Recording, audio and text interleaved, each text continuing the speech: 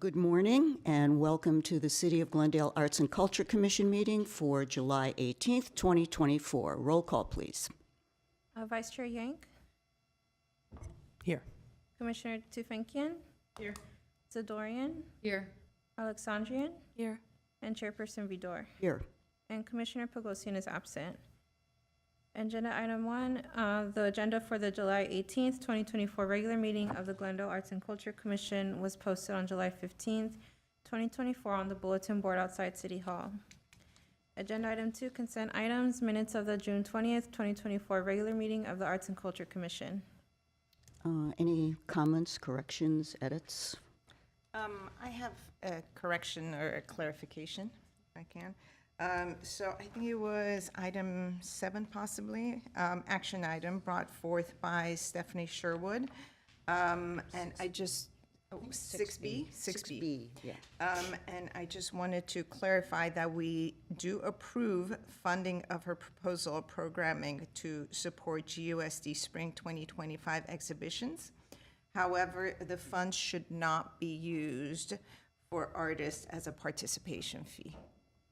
So, yeah, we just want that on the record because that's, I think, what we had discussed. Anyone else? When we're all okay with that edit, correct? Okay. Do I have a motion to approve the minutes as corrected? I move to approve the minutes as corrected. I second. Roll call, please. Vice Chair Yank, Yes. Commissioner Tufenkian, Yes. Zadorian, Yes. and Chairperson Vidor. Yes. Agenda item 3, introductions and presentations, library arts and culture events presented by Loretta Lopez, program coordinator.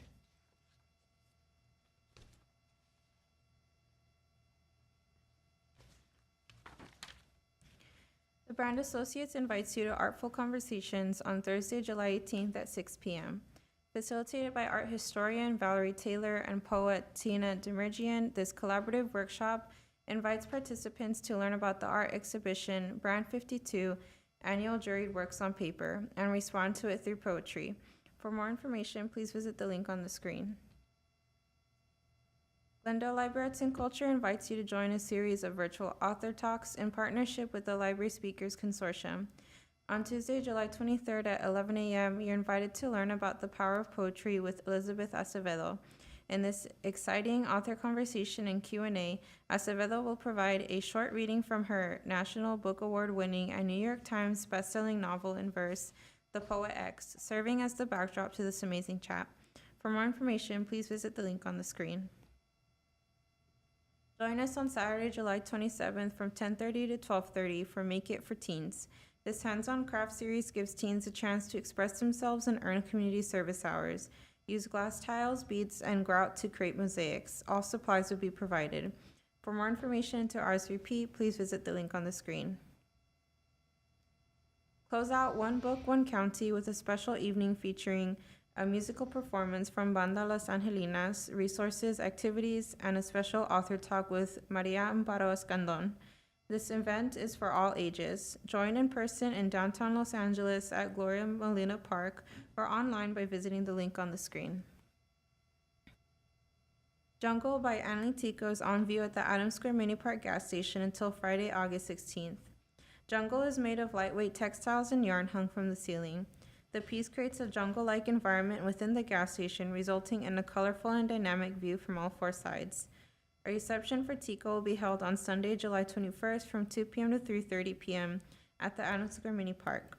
For more information, please visit the link on the screen.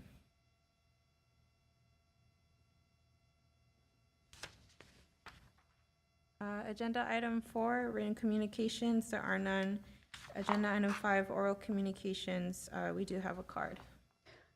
Okay, we have Stephen Meek for an oral communication. Welcome, Stephen Meek. Good morning. I have several things to go over. I'll read as fast as I can so I don't take up any more of your time. The first is Central Library. The design for the new park at Central Library needs a revision.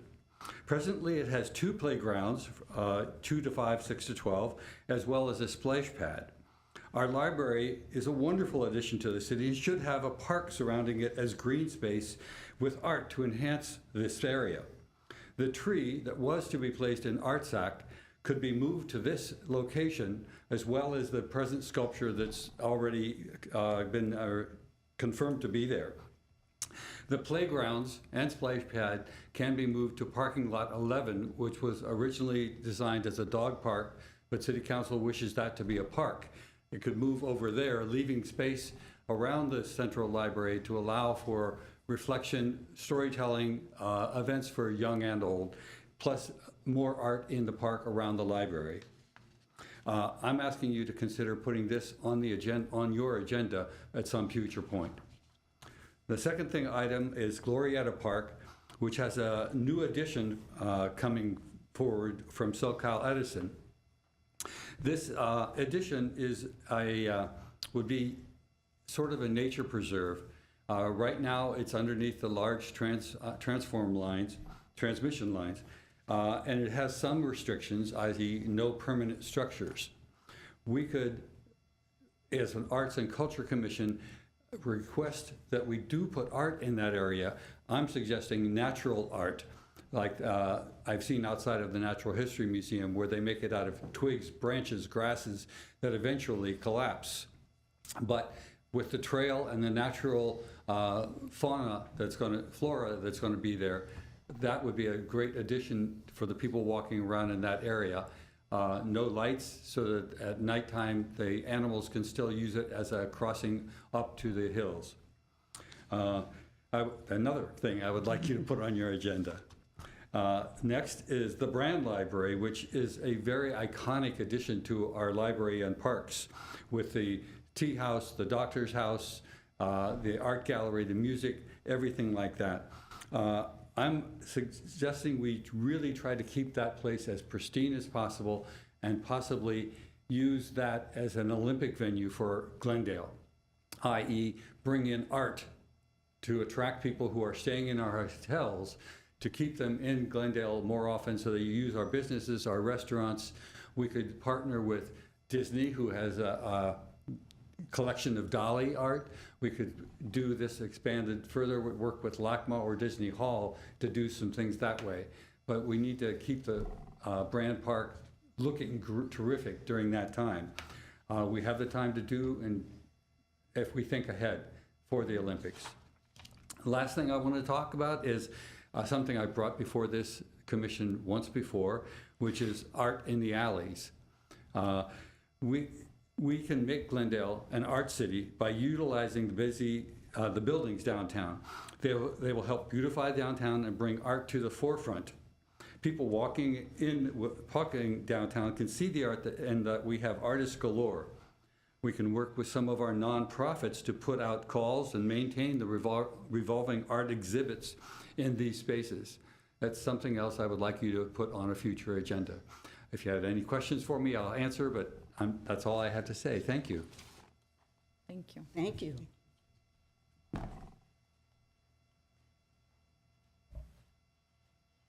Agenda item 6, action items, Fremont Park columns, tile artwork, design concept proposals. Motion recommending that the City Council authorize the city manager or a designee to enter into an agreement for commission of artwork with an artist/artist team to design a public art piece for the Fremont Park column tile artwork in an amount not to exceed $30,000 dispersed from the Urban Art Program Fund. Good morning, Commissioners. We are very excited to be working again with LaBasse Projects on this exciting endeavor. I'm going to hand it over to LaBasse Projects, who are going to present the 4 artists that are under consideration for this opportunity. Good morning, Commissioners. Just want to introduce, I believe some of you have met, but has not had a chance to speak at these meetings, Catherine Forsyth from my team. Catherine's been managing this Fremont Park project and managing the artist selections and the concept development. So I'm going to have her speak to you about the project and introduce the artists. Hi, good morning. So today we will be looking at 4 different artist concepts. Each of them were selected from a comprehensive RFQ that we had for other art locations in Glendale. Each of them has come up with, oh, is it? Yeah. Oh, okay, I think so. Maybe I'm not, sorry. So we will be if you didn't hear, we will be looking at 4 different artist concepts for columns that are located in Fremont Park. There is 20 columns, I believe, and 3 different types of columns. When we get into this presentation, you will see how each one is laid out, and they have tiles on the facade of the column. So we had these artists do these concepts to relate the tile work back to Glendale, so we will be looking at their designs today. The goal of the meeting today is to select an artist that we would like to move forward with, and I'd just like to remind everyone that these are just concepts, so if there's one that you like, we can always further the art direction, so we're not stuck with these concepts as is. And the first artist we'll be looking at is Kara Lynch. Thanks.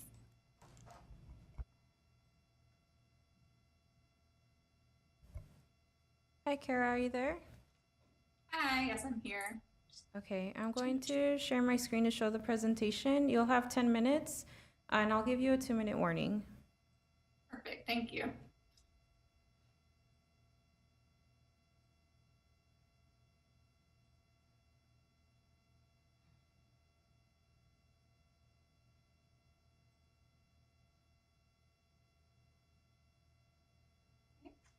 Thank you all so much for having me. My name is Kara Lynch. I'm an artist based between New York and Nashville, Tennessee.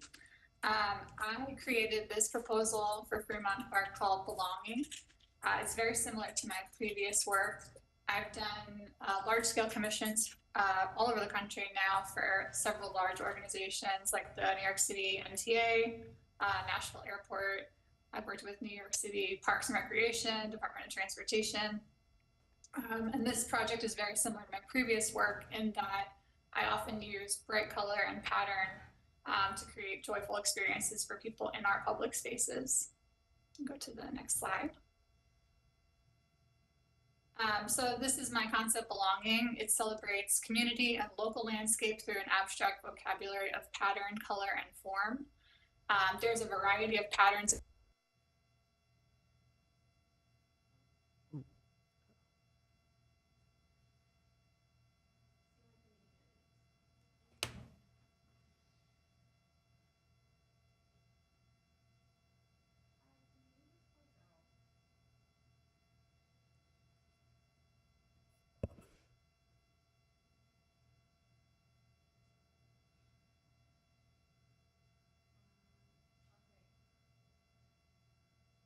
Can she hear? The whole thing went out. I think the Okay. whole meeting was canceled mind. for some reason. They did send a message that there was a notification of the meeting ending. Well, maybe it was a timing issue.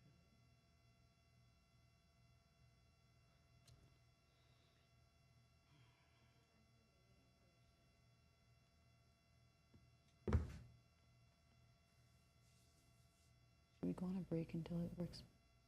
Should we go on a break until it works?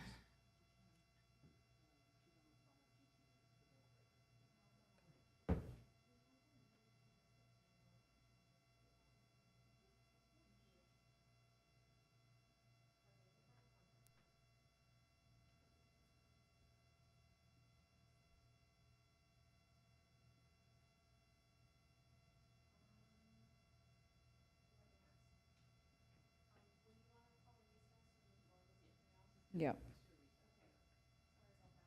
Or we can do the work plan progress. How do you want to proceed? What's your recommendation? Okay, if the commission does want to do a recess, we can break for a recess. One of the commissioners would need to do that, or we can move on to another agenda item in the interim. I do believe we have one presenter who's here. Another presenter has not arrived yet, but it depends on the commission. We could hear the presenters here. Well, I would say we keep going if we can. Okay. If there's something to talk about, either in the next agenda item or the next presenter, whatever is the most appropriate, let's move on with the meeting if we can. Agreed. Okay. I think we're just trying to troubleshoot with GTV, so hopefully they'll let us know. Okay.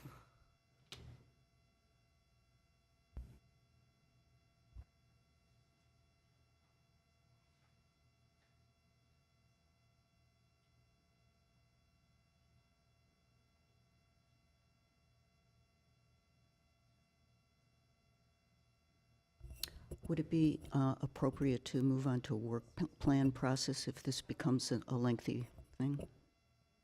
Oh, never mind. Nothing happened. Nothing happened, okay. I think if the commissioners are amenable to it, we should move to a recess for now. All right, all right. If that's what you think we I should do, move- let's do it. I move to go to recess. Second. Okay, we all agree.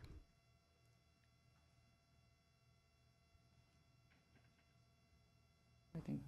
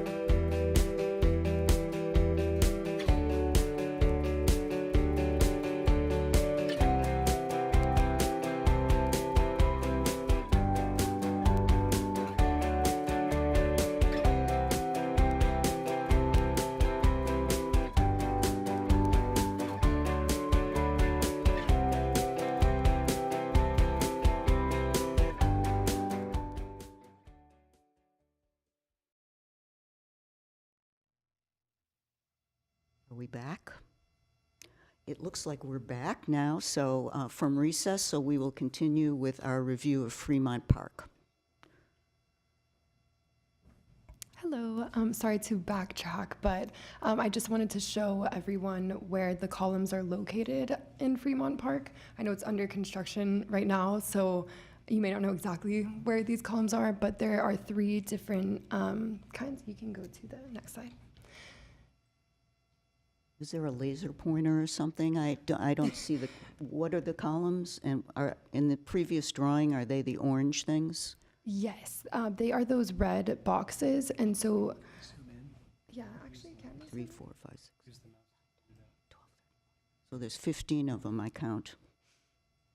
There is 20. I think there's 20, I believe. So, Okay. yeah, you can see them a little bit better now. They're pretty small, but there are 3 different kinds. There's C1, which is one column, C2, and then C4. I'm not sure why we skipped C3, but we're not missing one. That's all 3. Yeah, so these are the locations of the columns, and then you can go to the next. Thank you. Okay.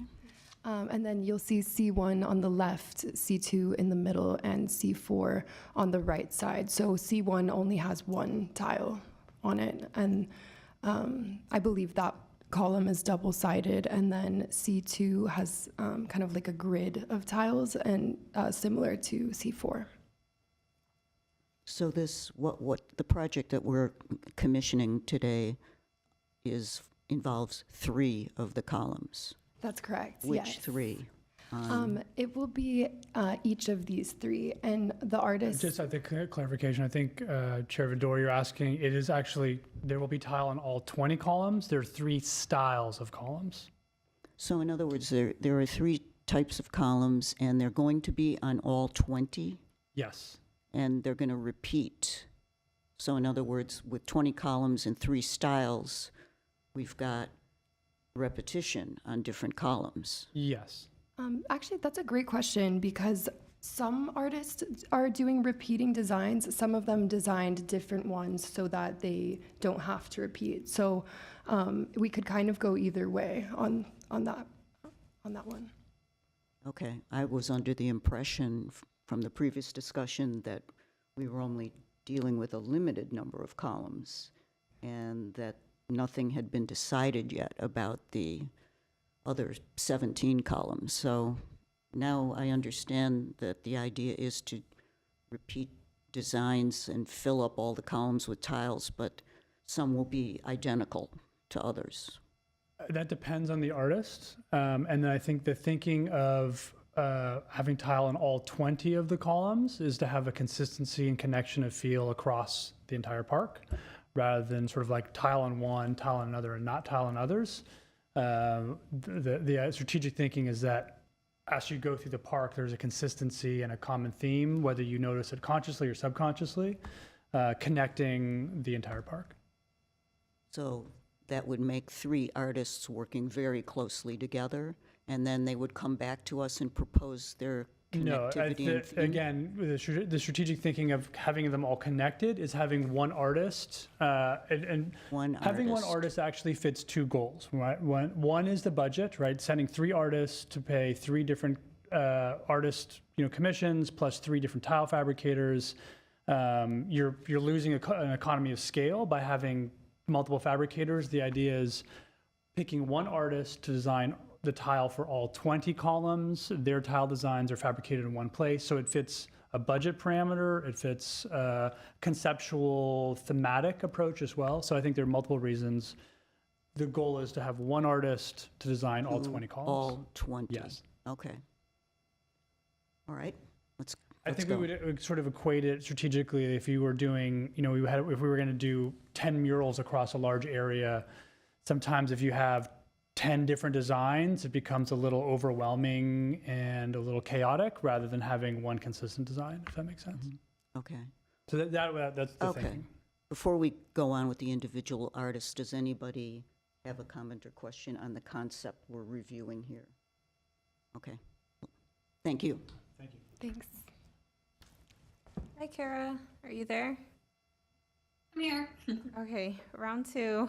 Sorry about that earlier. Again, you'll have 10 minutes and I'll give you a 2-minute warning. Okay, great. There it goes. So again, my name is Kara Lynch. I'm an artist. I'm working between New York and Nashville. I work a lot in public space and I work a lot with pattern. And I see my work in public as an opportunity to kind of bring these experiences of joy.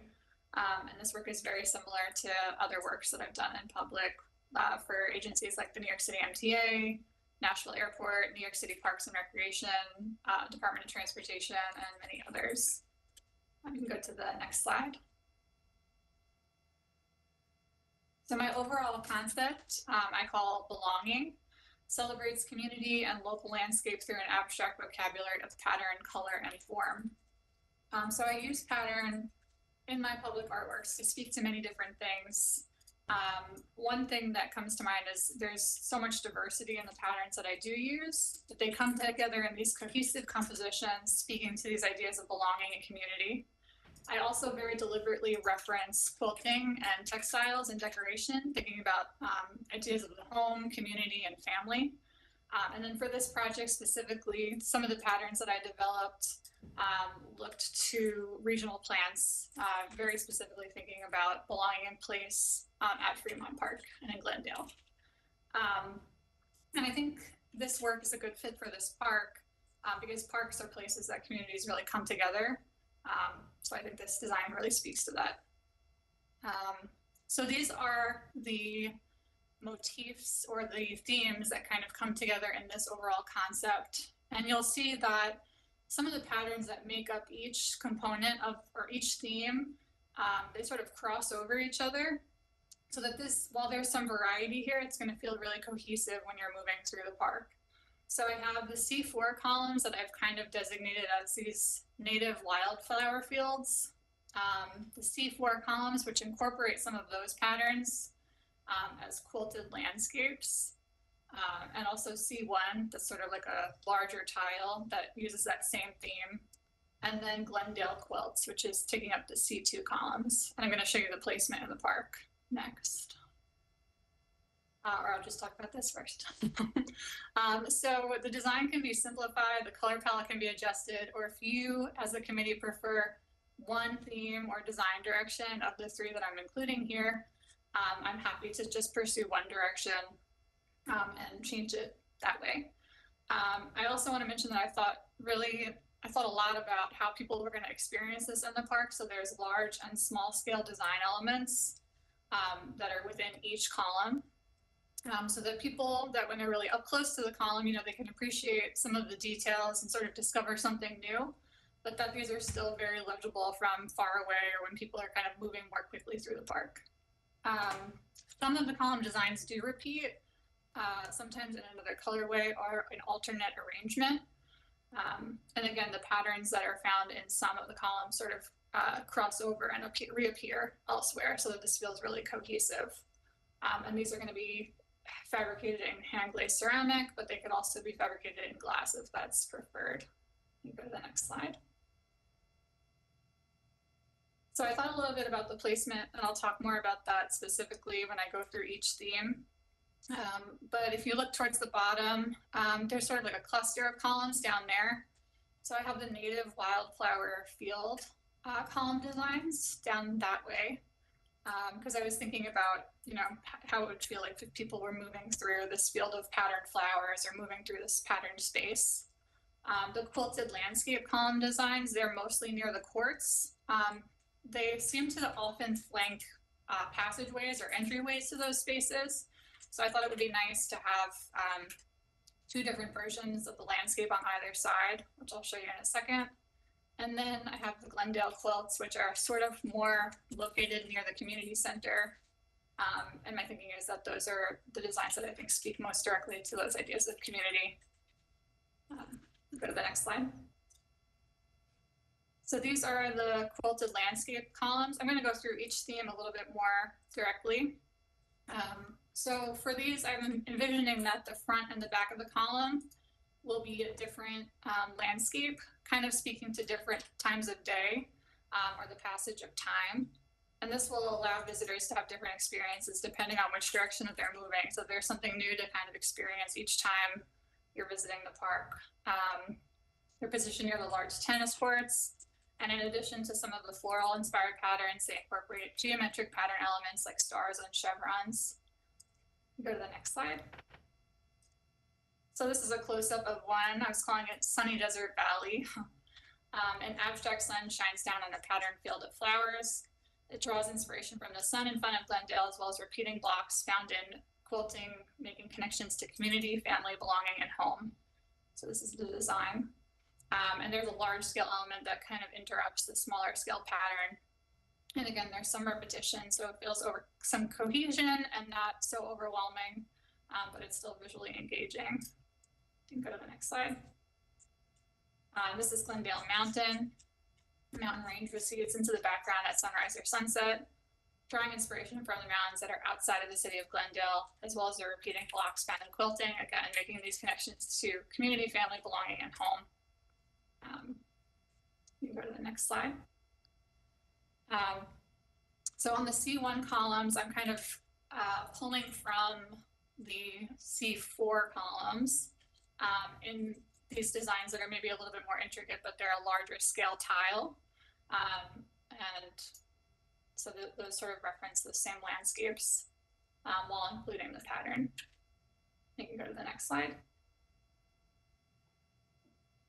And here's another version of the C1 column.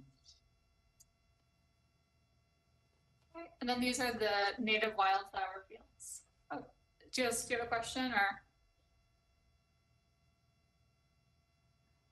Sorry, there was an echo for a second. I thought you were asking a question. So this is one of the examples of the California poppy field for the wildflower columns. There are these repeating patterns of California state flower. The design's very playful. Again, these are going to be kind of clustered around. I'm kind of envisioning that these will be the same, these columns on the front and the back. I love the orange of this flower. You could go to the next one. This one is inspired by the wishbone bush, which is a regional flower that blooms primarily at night. Again, this small scale pattern kind of being interrupted by larger scale elements. You can go to the next slide. This one is beach evening primrose, a flower that's native to the coastal areas of California. So there is a small pattern and then a larger flower that's again interrupted.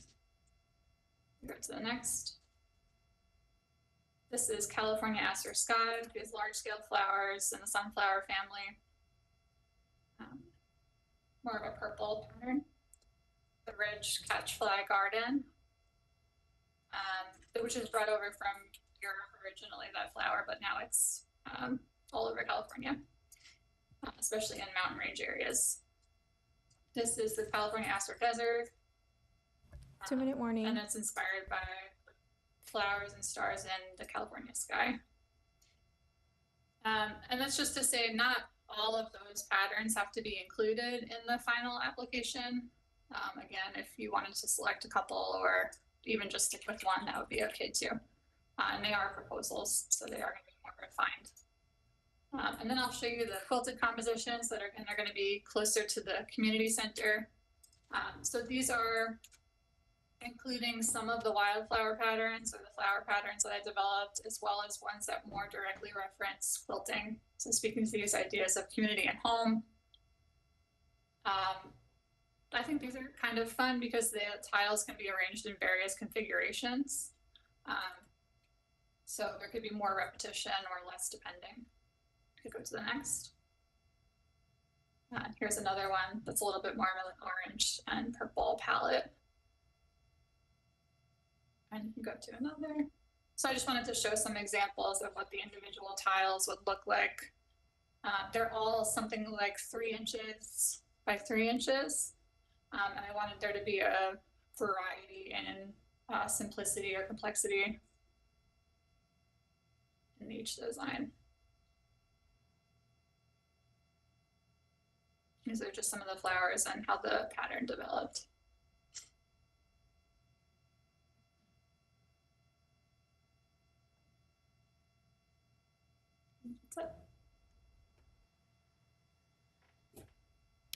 Is that it? Okay. Let's start with Commissioner Yang. Any comments, questions? Yeah, thank you for the presentation. I'm drawn towards the wildflowers and the landscape, those two motifs, more so than the quilted, but that's just an initial impression. Commissioner, I have no questions. Thank you. It's beautiful.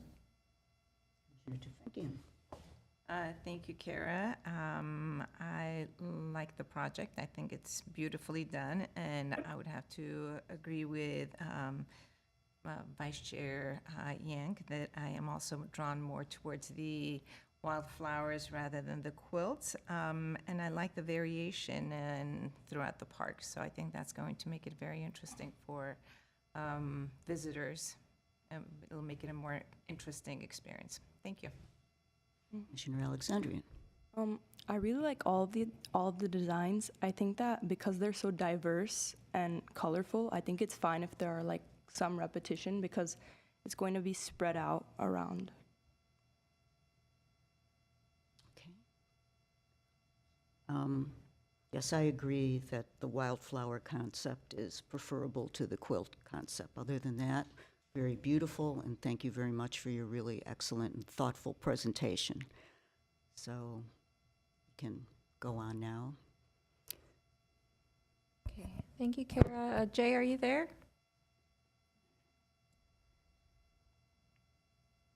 Jay? Yep, can you hear me? Okay, yes. So we're going to start your presentation, and you'll have 10 minutes with a 2-minute warning. All right, thank you so much. And then I just tell you the next slide. Great. Okay, you have to just clarifying the project description. Okay, yeah, we can pause here. So I have two concepts or design sort of directions that I wanted to propose. One is going to be Historic Glendale, not a working title, still to be determined. But this is employing a method of ceramic tile, basically creating digital photographs onto ceramic tiles that can live outdoors permanently.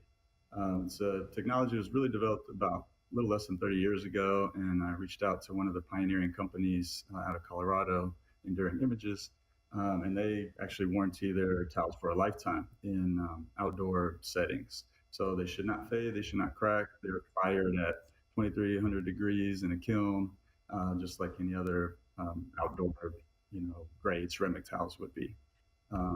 So the imagery, I did a deep dive into the research of the hyperlocal area of Glendale itself, and found out of the the native history from the Tongva, and then coming kind of more into current day with the large Armenian population.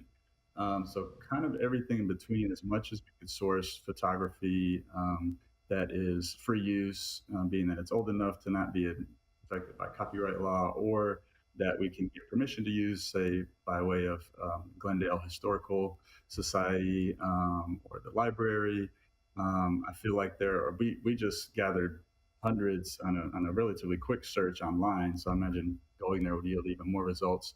But basically laying them out with a subtle sepia tone or some kind of tonal effect on an old black and white photo to get these gradations that you see. So again, inspired by maybe it's a natural landscape photography showing the early years as a farming community or even before that, and then coming into the architecture from the area that are going to be very iconic, past and present, maybe some that don't exist anymore, to kind of reshare that history, and then some that do exist and are still kind of coveted and the local community takes pride in. So hopefully it'll allow a lot of connections across time for some of the older residents that apparently used to play chess, or no, not chess, backgammon in the park. That's right. That was the preferred game of choice by a lot of the older Armenians in the park. And then the tonal sort of effect is evoking the jewel tone, and Glendale being known as the Jewel City of California. But again, this is also, like Kara mentioned, these are always kind of up for interpretation. This is the initial design. So based on feedback from stakeholders in the community, we can always kind of adapt and change as needed, proposing the opportunity and options to do these. So it might be like the Armenian flag colors, kind of subtly. It might be a pride flag, might be the, any other sort of color imagery that we want to evoke in that regard. And then this is one of the 3-column layouts, being that it's 3 by 10, I think it was, approximately 3-inch tiles that'll be set into these little beveled sections there. Next slide, please. This is an example of one of the larger tiles. I believe those were 8 by 8 inches. Kind of same method there, just kind of more highlighting. We can kind of pull out the more iconic or important locations or photos that we want to use on these. One other kind of thing I've done in past projects that I've found is that using modern technology with this old ancient mosaic technique to kind of further inform and deepen the narrative is perhaps having plaques or some kind of QR code found throughout the park that people can scan and then access links to. Maybe it's hosted on our website, maybe it's on the city's website, maybe it's the historical society that we could partner with to kind of give even further background into some of these places. So like sometimes seeing a photo, you're like, oh, where's that? I've never seen that before. But then if you scan the QR code, you can read a whole history of it, or you can watch a video. And that can deepen the connection with the younger generation who's on the phones all the time and who are also going to be using the park alongside the elders playing backgammon. And it's kind of just bridging that gap using mosaic as a permanent artwork, but then using this technology to kind of evolve, and maybe even those QR codes can redirect to things, as time goes on. So just one other opportunity there for the art project or for the community to engage with. Next slide, please. Again, these are just some more close-ups of some of the actual photos that we were sourcing, and maybe flow could be like past to present, down or up, or maybe it is kind of scattered, and just using that color, that subtle color gradation as a way to kind of bring it all together. Next slide, please. Okay, and this one is going to be just a sample. It's actually a mural by a friend artist, Reginald Adams, who used the same technique on that border. So if you see the border, there's about 150 black and white photos that are fired on ceramic tile and used on this exterior mosaic mural in Austin, Texas. All right, next slide, please. Okay, and this is the second design concept. This is going to be one that sort of embraces more of my pixelated technique using glass tile as a background. And then those contour shapes that you see are going to be ceramic custom pieces. And this is, again, kind of bridging the divide between Armenia and Glendale, California, maybe highlighting the poppy flower as the local flower, but also the oak tree or the honeybee, things that maybe would cross borders that would be in both places. So it's kind of trying to bridge that. We'll get to a slide later that has sort of more imagery brainstorm that we had. This is just one mock-up to kind of show the potential. But this one being kind of more totem-like. It's got a symmetrical geometry to it. It also does kind of reference the Armenian quilting tradition, but not so literally. And then the background glass tile, again, is going to be add like an iridescent and a sort of interest that's got this like contemporary modern tech feel to it. Then it's, juxtaposed right next to these handmade ceramic pieces. Next slide, please.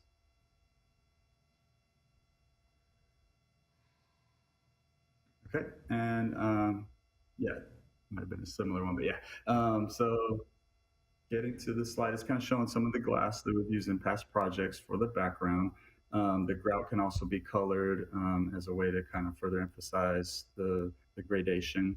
And again, just showing one sample, it was kind of my understanding, I guess, that if if this concept was selected, we would further develop the designs to be on all 20 columns. So this is just, again, it wouldn't be on every column in this particular colorway unless that was desired. I think a variety would be the move. Next slide, please. Okay, this is your 2-minute warning.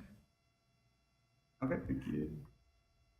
All right, here's some ceramic details. Those are like actual glazes that we could use, and some past projects integrating the two methods.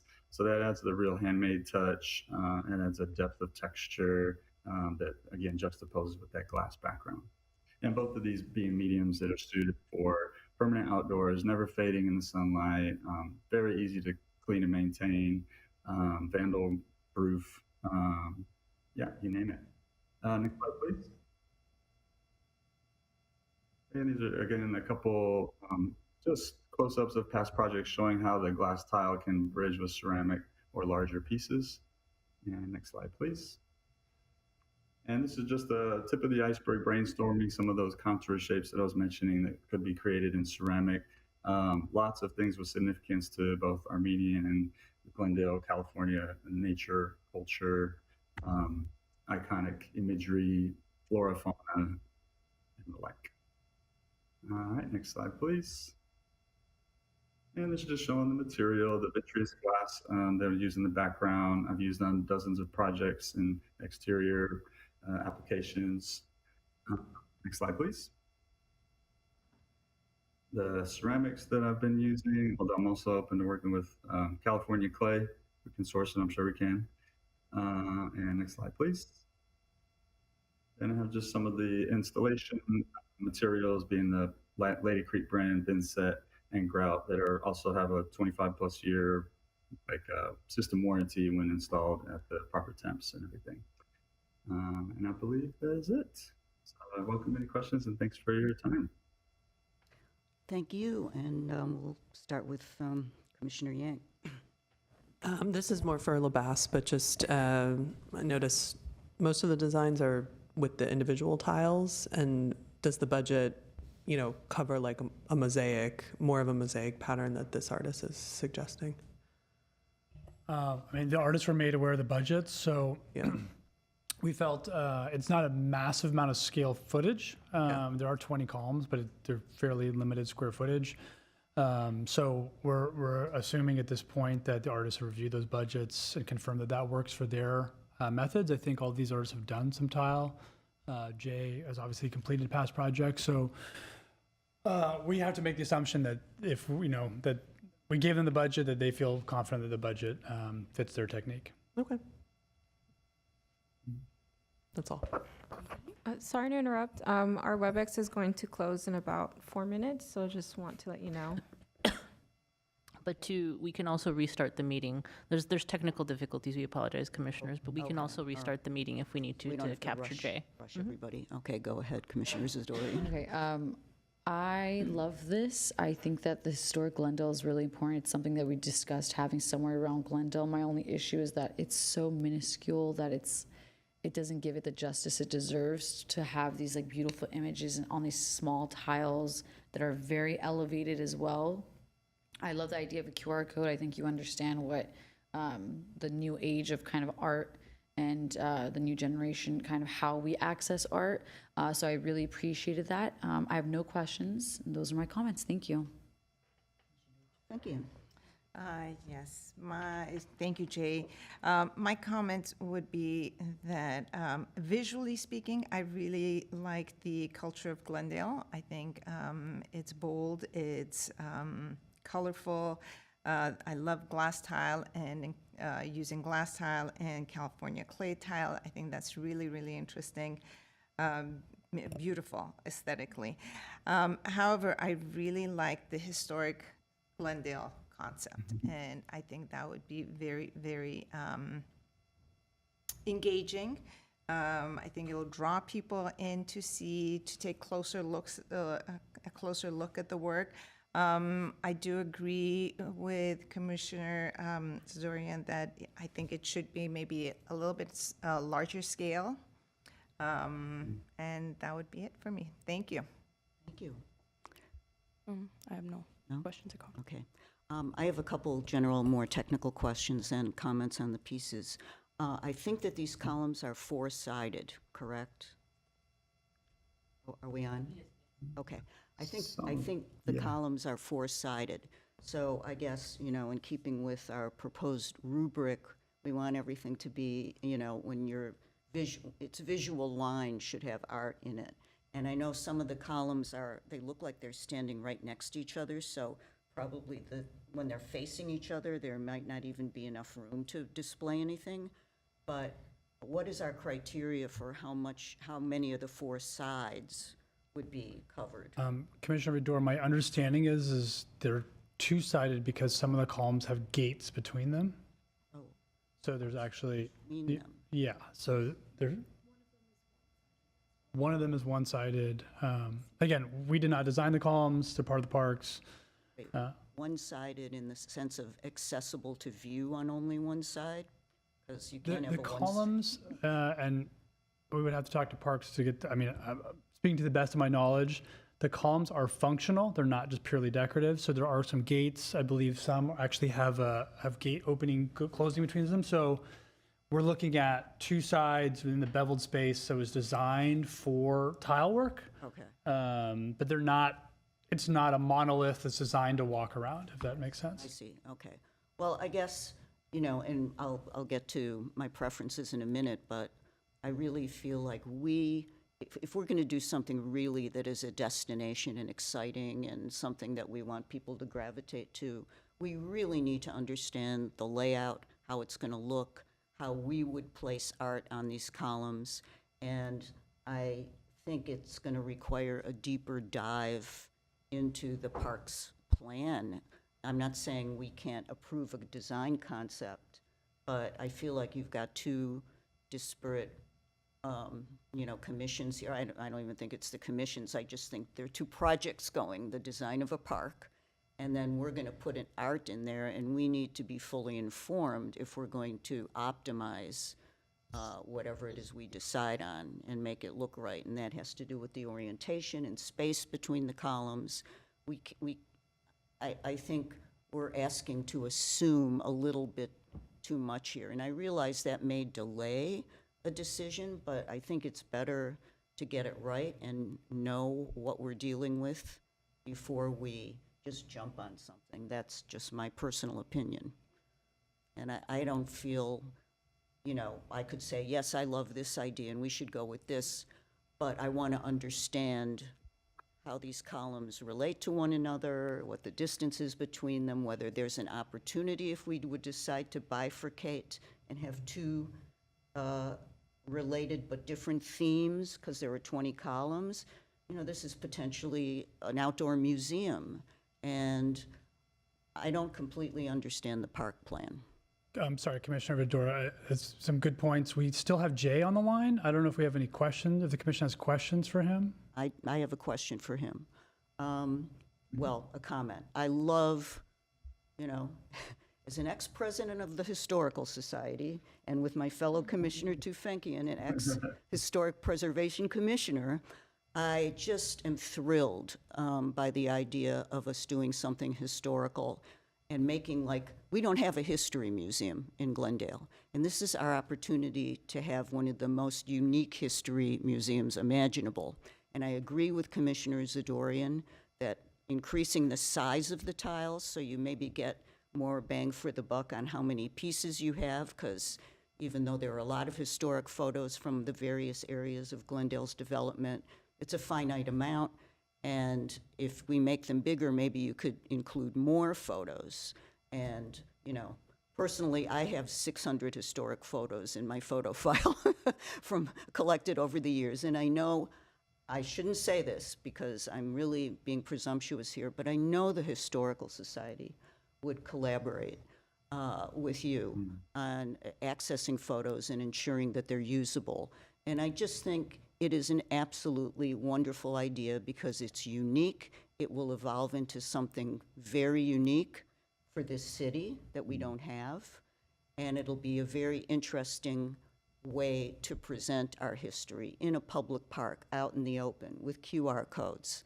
I really can't say enough about the concept. The details remain to be worked out, but I just absolutely love this for how unique it is.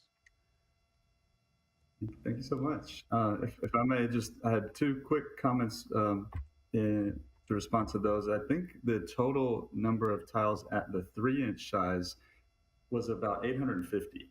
So That's a lot of photos we could include if that's the route that is of And interest. 850 also- separate photos, you mean?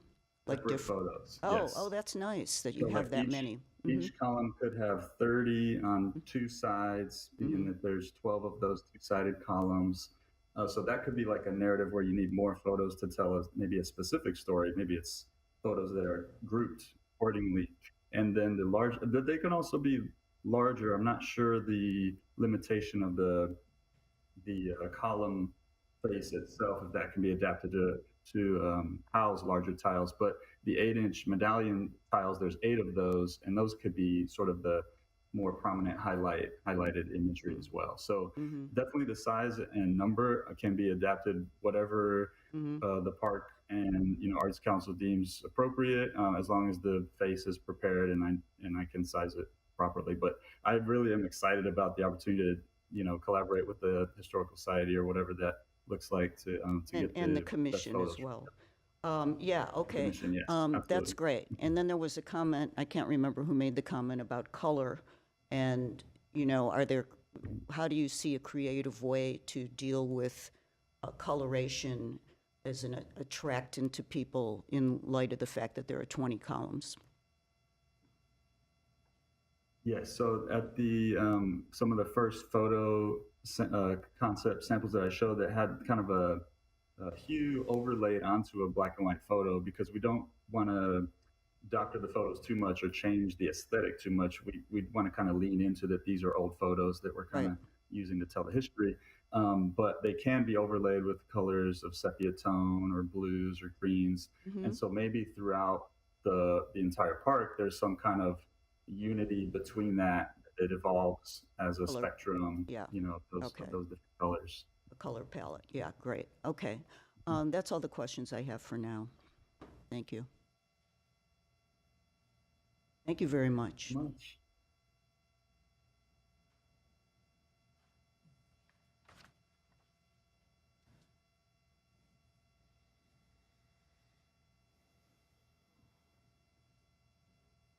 Okay, I think we're grabbing the third artist who's in person to present.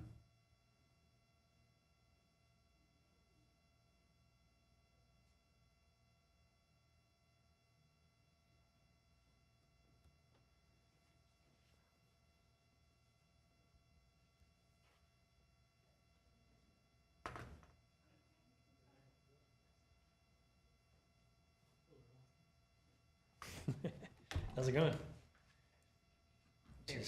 Thank you. Yeah, you have it up on the screen. Cool. So we can just talk about it.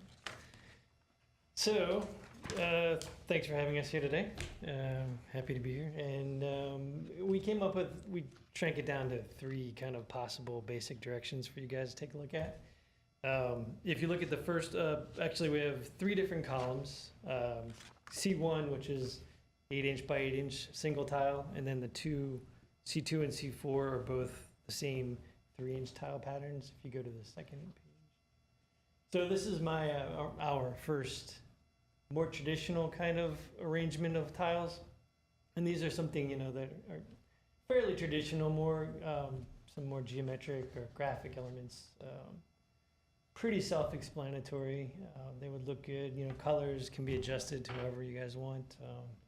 But from the left, the right end is actually more, well, it's a little bit newer, I guess.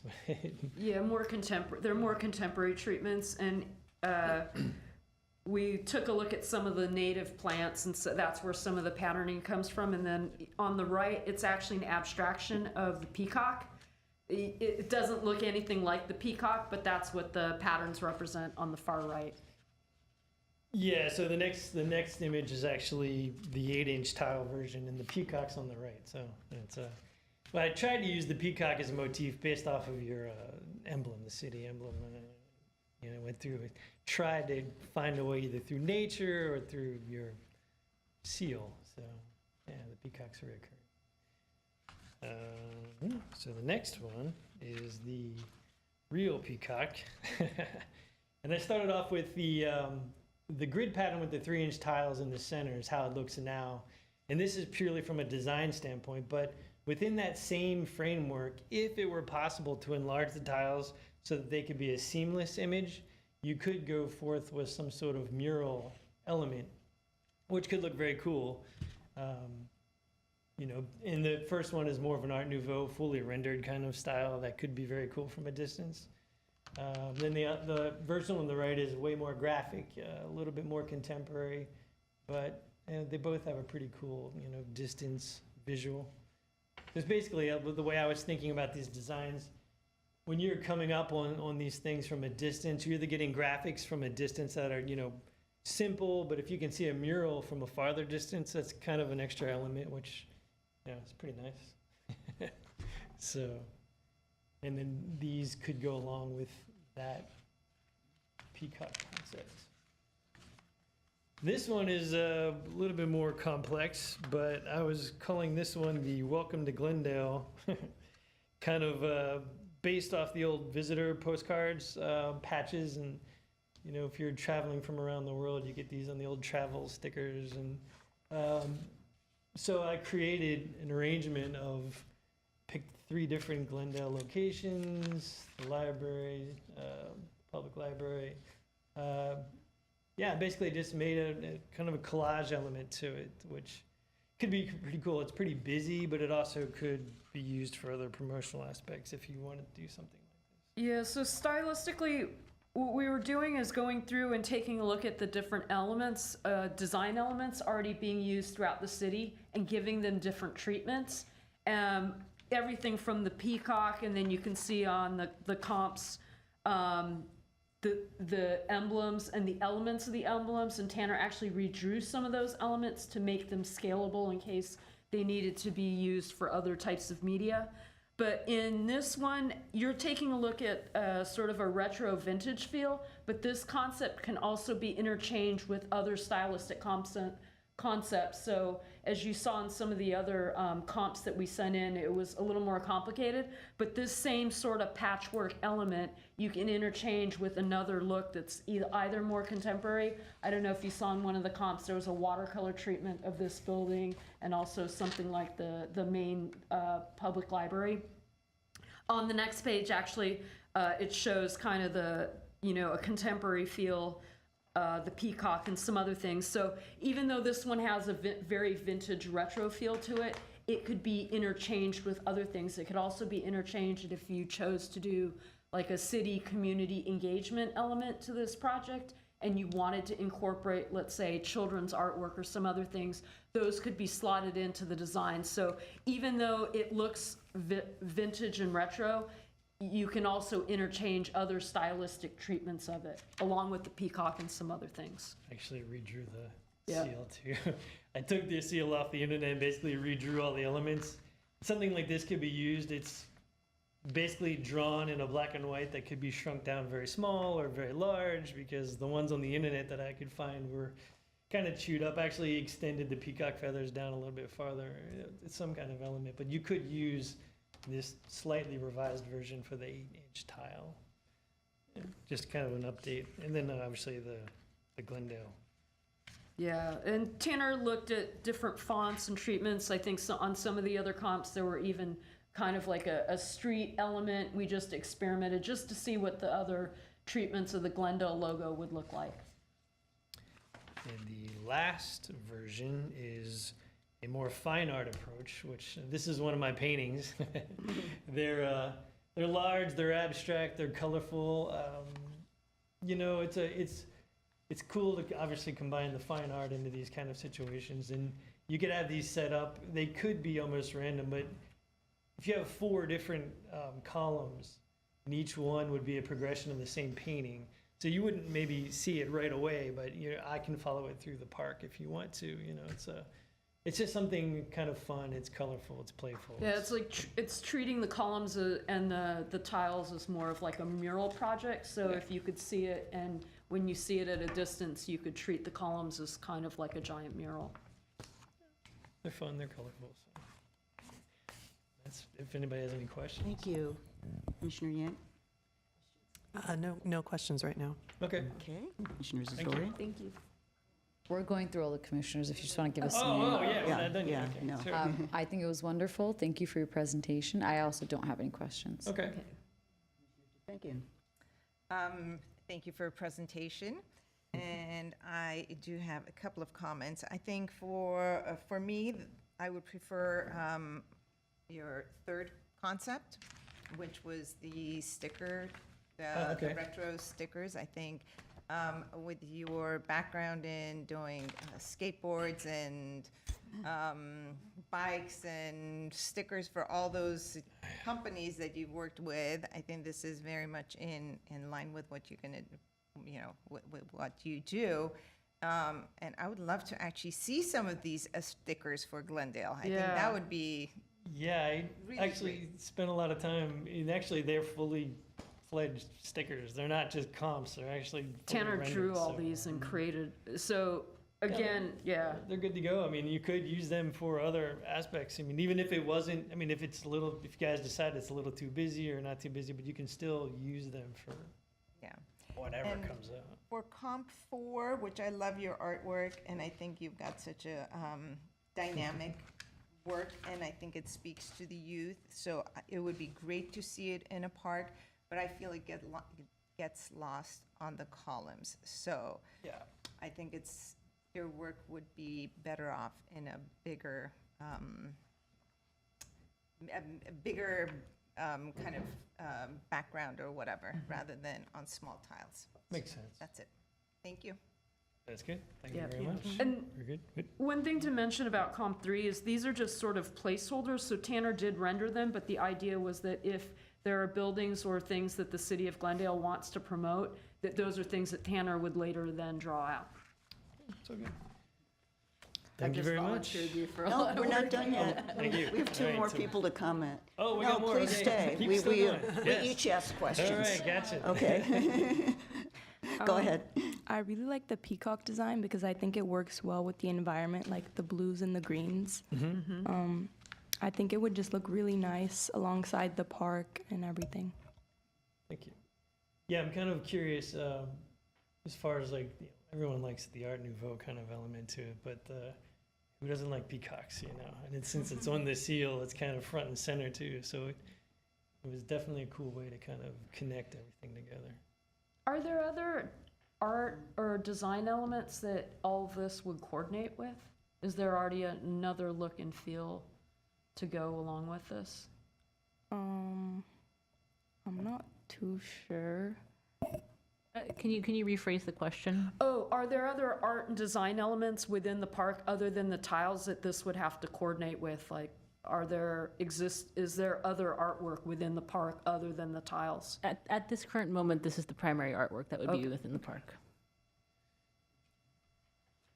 Okay, thank you very much. Yeah, I like those are stickers that you showed, the retro stickers. Yeah, retro anything I think is great, but boy, you really have your choice of things in Glendale. I mean, stickers I don't know, but postcards, there is a historic postcard for everything that ever existed in Glendale. I think, it's amazing what we used to do with postcards. And I think I totally agree that Glendale actually, in its own branding, should make use of some of these wonderful things to promote our image. So thank you for bringing them forward. Absolutely. If you saw how many different, since I've been in Glendale, there have been maybe 4 brand identities for the city of Glendale, and then they get chucked out and a new one comes in. So you have a whole host of them Every there couple of too. years. The history of Glendale's branding. Anyway, thank you. That's really great. Sure. I love that. Awesome. Glad you guys liked Okay, it. now we're done. Now we're done. All right. Well, thanks a lot Thank you. Thanks. for having us. See you guys later. Should we We step out? should. Leave. Okay, thank you. Bye. Thank you. Okay. So now we have one more. Okay, one more artist.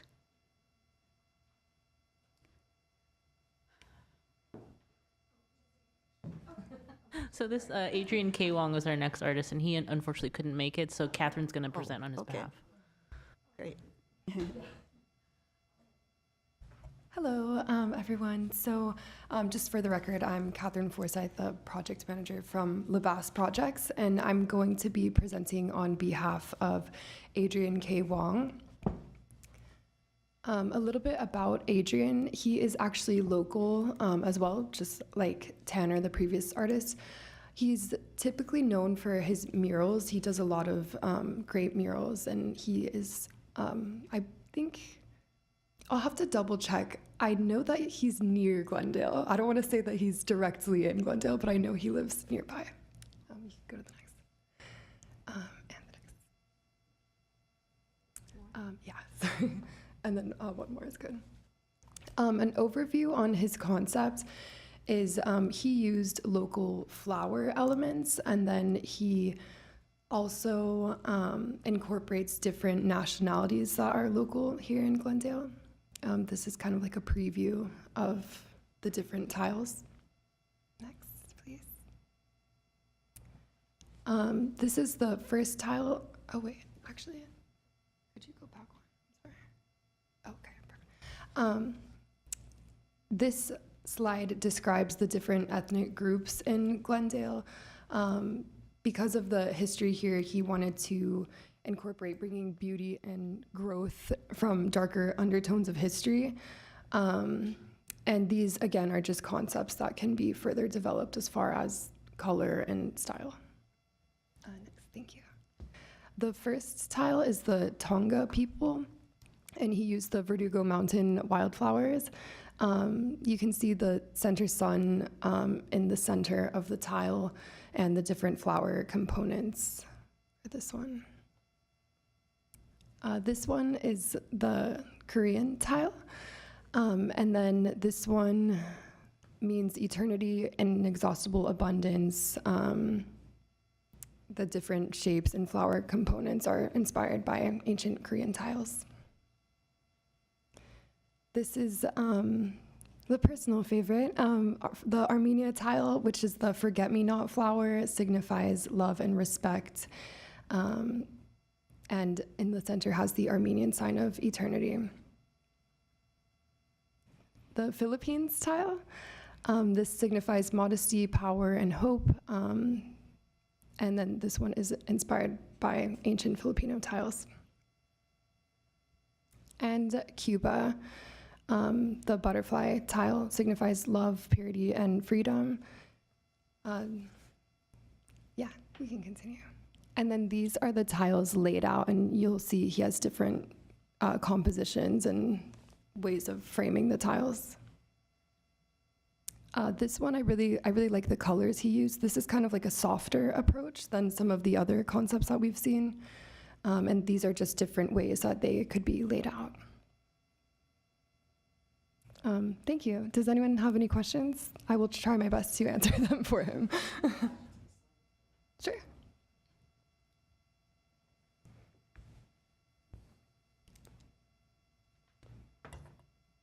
I think Vice Chair Yank, I think you're first for comments. Somebody, oh, are we We're at now on the comments. comment section? I thought we were doing something else. Okay, Commissioner Yang, go ahead. I don't have any comments or questions about this specific artist, but I have comments about all four afterwards. I think it's wonderful. I like the gradient colors. I love that they incorporated many cultures in the city and that it's kind of shown through the concept of abstract flowers. I love that. No questions.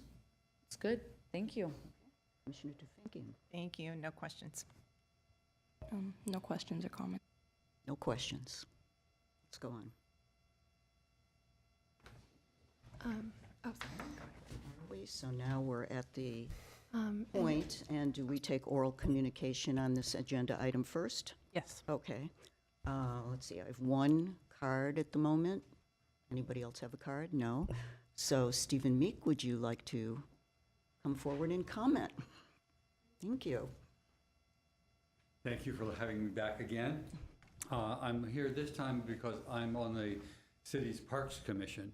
The columns that have been added to the park have been brought before the Parks Commission on this past Monday. The change, along with the removal of more trees, with the exception of the palm trees that were supposed to be removed, came as a surprise to all of us. We would like to work together with the Arts and Culture Commission so that these changes can go through the proper channels. The staff, whether it be Public Works or outside designers, should understand that We volunteer commissioners are dedicated to making Glendale a better place. When the art projects are being placed into the Glendale Park setting, both of our commissions need to cooperate and work together to make the best possible outcome. Fremont Park is an opportunity for us to make this park a place of play and relaxation. We have the chance to bring more art into the park. This art should have a cohesion that brings the various pieces together, a unified design. The columns, pedestals should contribute to this. Random placement can be replaced with a thought-out pattern. The benches and the pavilions in the park can also be part of this. And we look to Fremont Park to set a standard for other projects in the future. It has been said many times that Glendale wants to be an art city. If we cooperate, we can send a message to our city staff and government that we are dedicated to this.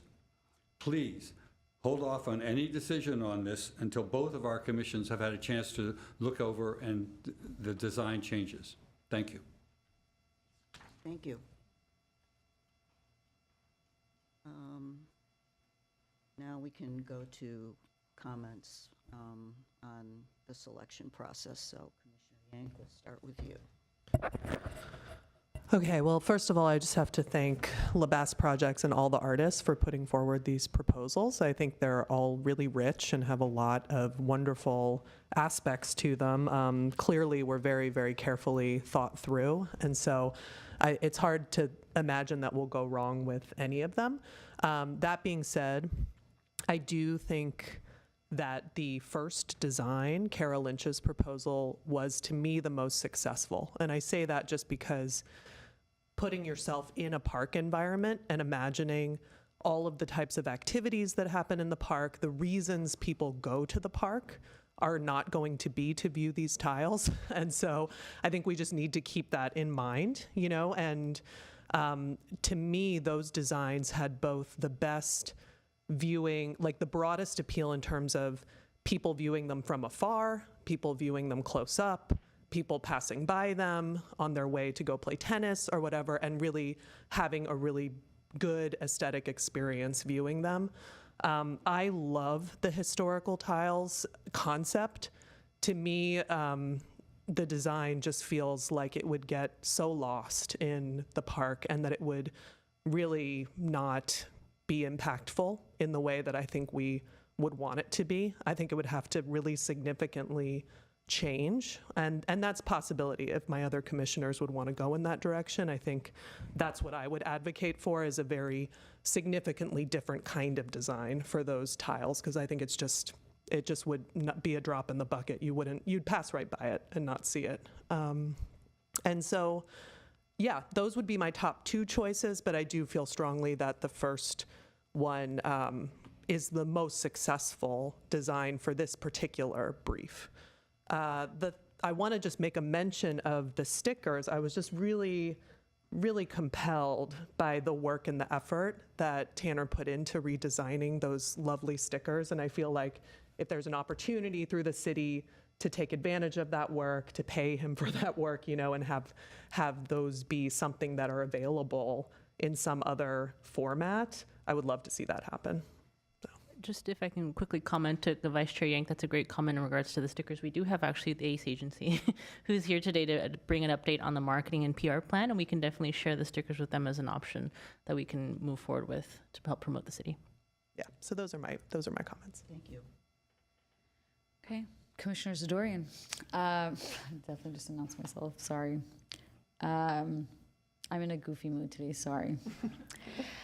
I will second everything that Commissioner Yank just mentioned. She took the words right out of my mouth on every single comment. I have nothing else to add. I'm wholeheartedly going for Kara Lynch. I think it's an amazing concept. I do remember Commissioner Tufenkian saying she preferred the flowers over the quilt. I kind of do agree with that, but I just love when it's a smaller tile that makes up an image within a larger image. So I will agree with anything that, you know, you guys do put forward, but my decision is Kara Lynch for sure. And thank you, Commissioner Yank, for all those amazing comments. Thank you. Okay.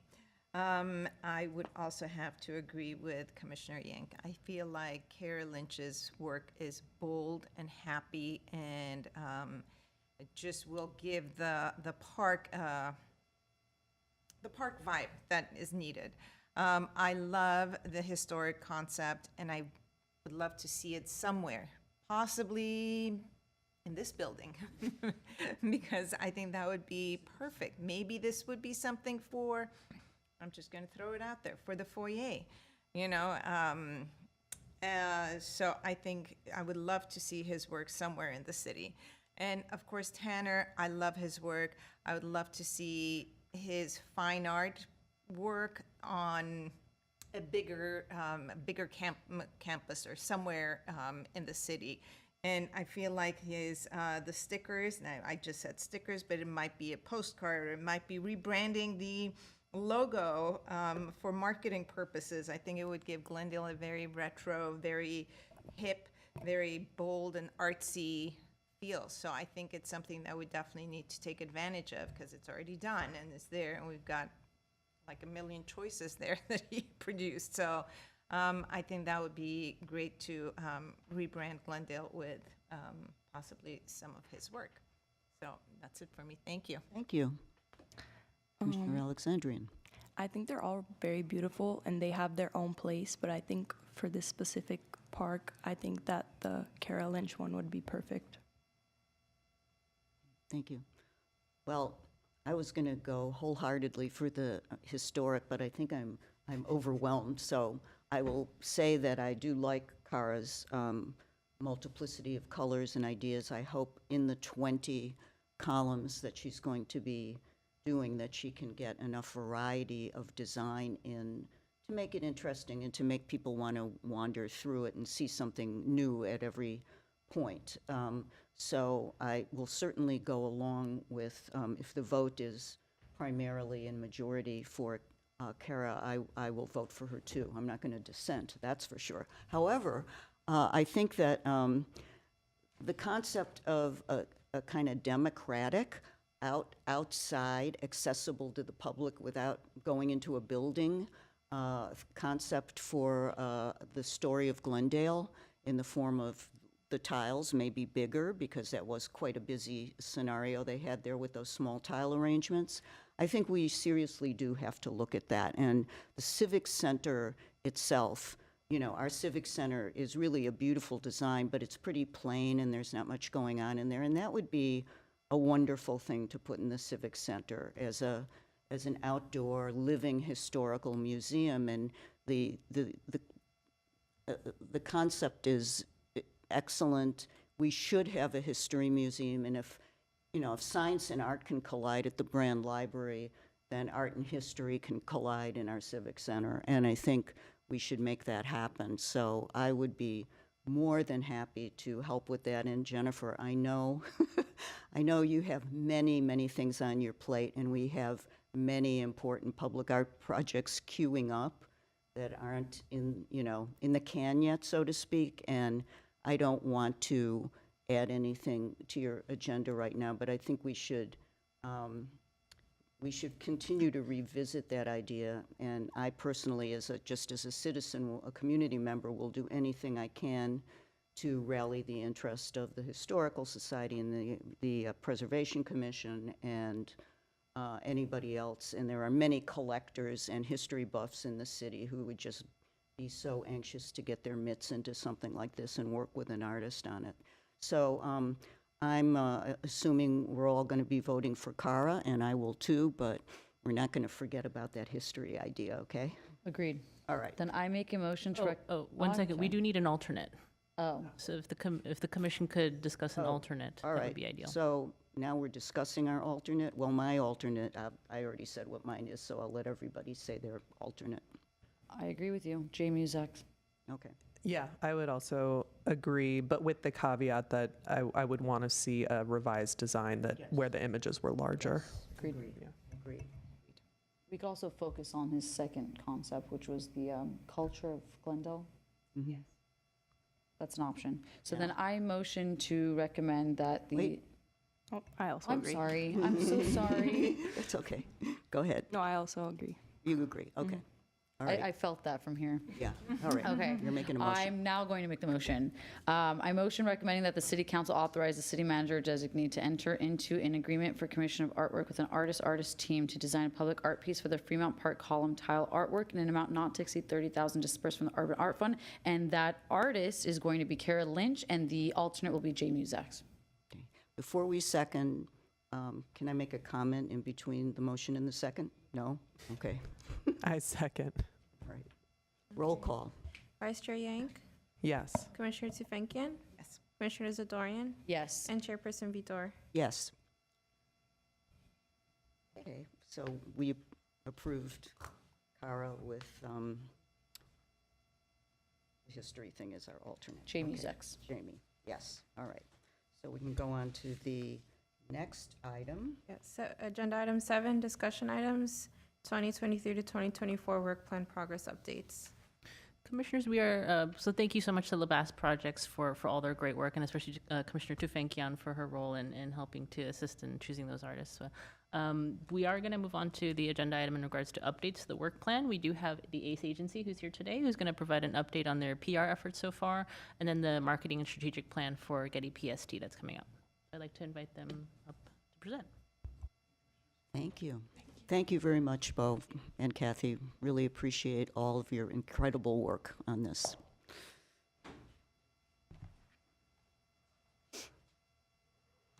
Hello. Hi, good morning. And thank you to the Commission for having the ACE agency here today to provide an update on our strategic communications efforts. My name is Hanya Bruner. I'm a senior PR and marketing specialist with the agency, and I am one of the project leads on our account with Glendale Library Arts and Culture. Today, I would like to provide an overview of our efforts to date and also outline the strategy we have moving forward and in preparation of the Blended Worlds exhibition as part of Getty's PST Art Initiative. So I look forward to any feedback and questions that you may have. As we've shared with the Commission before, our communications plan includes a multi-layer PR and marketing program to promote the city's cultural assets and also feature public art programs in high-performing and multicultural media sources, with the overall goal to continue to really generate that brand and broad awareness that will further establish Glendale as a cultural and arts destination. So here I just wanted to provide an overview of the current and upcoming campaigns that our team has supported on. This really began with Shepard Fairey's Pieces Radical exhibition in January, and we are currently supporting the promotion of Belonging, Asian Diasporic Crossings at Reflect Space Gallery, and efforts are underway for the Blended Worlds exhibition as well.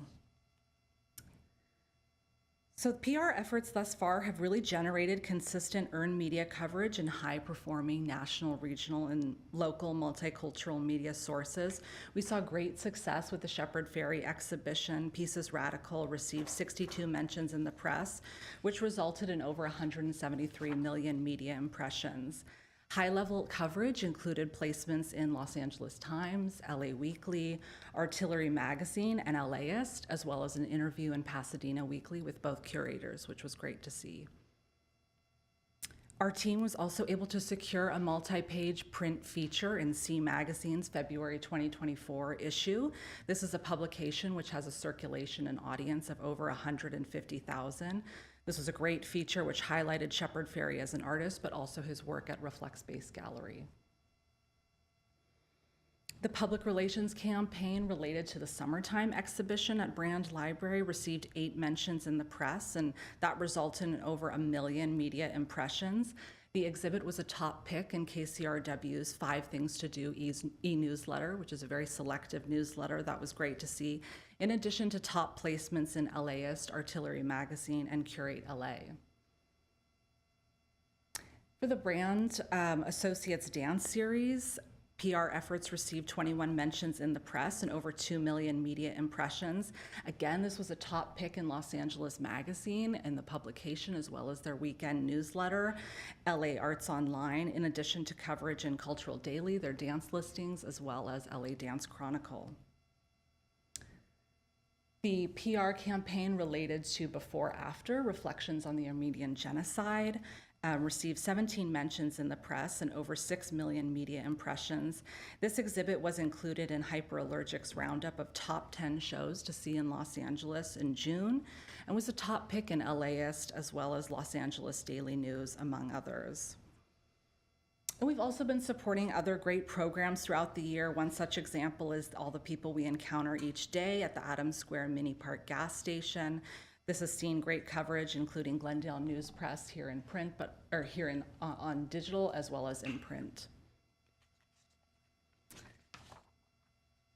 And then for Brand 52, we are currently wrapping up our efforts to promote this exhibition for the National Juried Exhibition of Works on Paper at the Brand Library. It's received 6 mentions to date, including 28 million media impressions. Los Angeles Times art critic Christopher Knight included the Brand 52 exhibition as a top pick in the publication's Essential Arts newsletter. Additional coverage included Glendale News Press, both a preview of the exhibition as well as a print feature which ran this past week, as well as online, and Los Angeles Daily News, among other features. So an important part of our strategic communications efforts is also to facilitate content capture that supports current and future promotional efforts. So our team was on site during the opening of the Brand 52 reception to capture still photography, video, and drone footage, also interviews with 3 library staff members. We captured footage to both reflect the current exhibition, but also create evergreen assets that can be used for future promotional efforts of the brand as a destination as a whole. And I believe we have the 30-second recap video that we can play.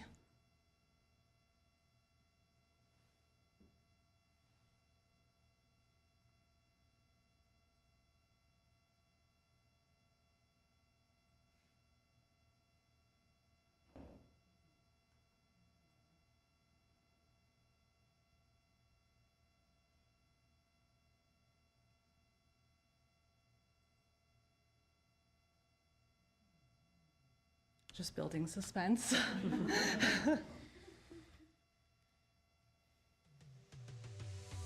There we go.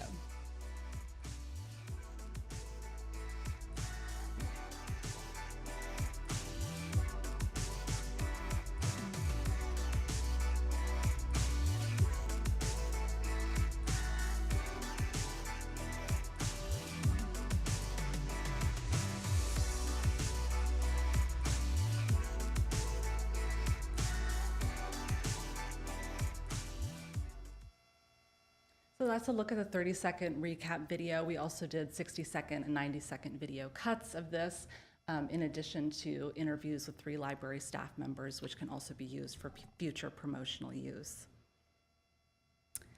So our team supported the distribution of the opening announcement and is in the process of conducting follow-up pitching in anticipation of the opening date of Belonging, Asian Diasporic Crossings at Reflect Space Gallery. So far, the exhibit has received 8 mentions and over 3 million media impressions. Our team is also very focused on elevating the city's participation in Getty's PST Art Regional Initiative. This includes the Blended Worlds exhibition at the Brand Library and the number of supporting public programs and community events. So we distributed the first PR announcement, that press release, on June 26 to our extensive media list of national, regional, and local sources, in addition to a distribution on the PR Newswire. Thus far, the exhibition has received 236 mentions in the press, and this has resulted in over 129 million media impressions. We are in close collaboration with the JPL and Getty PR teams, as well as the Glendale Library and Arts and Culture team, to really streamline efforts and ensure seamless communication. So this extends to the opportunities that we're exploring for special media moments and previews to support the Blended Worlds exhibition and really create experiences that tell the broader story of Glendale as an arts destination. So these are some of the tentpole media visit and moments that we have thus far. This includes September 10th, the opening press conference at the Getty Center. This is an opportunity for partner organizations and their communications team to have a presence at the opening press conference as we welcome media and preview PST art as a whole. Our team will be on site for that and plan to share media kits regarding Glendale and the Blended Worlds exhibition. Also, throughout this opening week from September 10th to 14th, Getty is facilitating what they're calling press loops. So this is branded shuttle buses. We'll be bringing local, national, and international media to view exhibitions and get a preview on site. So we are currently working with the Getty team to solidify 2 dates within this first week to bring a press loop shuttle to the brand and preview the exhibit during that time. September 21st, we have the opening reception of the exhibition. Our team will be on site and planning content capture for that as well. And then there's a number of supporting community events and public programming which will accompany this exhibition. So far, we have the October 5th Blended Worlds, an evening of art, theater, and science at the Alex Theater. This is confirmed to be hosted by Reggie Watts, which is very exciting, and presented as part of the PST Art Initiative's Regional Highlight Weekend in the Northeast LA area. So this is just another great opportunity to engage media and audiences with the Blended Worlds exhibition and the art and science themes, and again, continue to anchor Glendale as an arts and culture destination. Next slide. The email marketing portion of our campaign is designed to develop engaging digital communication pieces to market to current and prospective arts audiences, including culturally specific groups. Our team is currently working on developing a new email campaign design and email marketing schedule for promotion of the Blended Worlds exhibition. To support the social media portion of this campaign, we have created strategic content with dynamic language and enticing visuals to achieve increased impressions and engagement on all social media platforms. Our team has developed a toolkit, which you can see on the right, to share with partner organizations and influencers to ensure we're posting effectively and easily about the exhibition as a whole. So we have started development on both the email marketing and social media plans, with content programs anticipated to launch in August. For advertising, we will be securing impactful paid placements and high-performing media sources to complement the PR plan, but also support the promotion of the Blended Worlds exhibition. So our ad plan is really designed to elevate Blended Worlds beyond just Getty's marketing plan. We really want to ensure that the exhibition is not lost in the list of partner organizations. This is a large regional initiative, and we want to make sure the exhibition has its own presence as part of the festival, but also beyond. So we have begun media planning this month, and delivered 3 ad plan proposals at different price options, identifying local and regional lifestyle, arts, and multicultural media sources across print, digital, email marketing, social media, and out-of-home advertising. So the anticipated launch of the first advertising campaign would be in September, and that would be in support of the PST Art Initiative. And lastly, I just want to speak about the influencer program. We're also exploring opportunities to engage an influencer program to, again, continue to enhance brand visibility and engagement, support the art programs and the Getty PST Art Initiative, and create those experiences that really help tell the story of Glendale as an arts destination. So this preliminary plan includes 2 suggested multi-stop tours to take influencers around Glendale, emphasizing cultural things to do and highlighting exhibitions and art experiences within the city.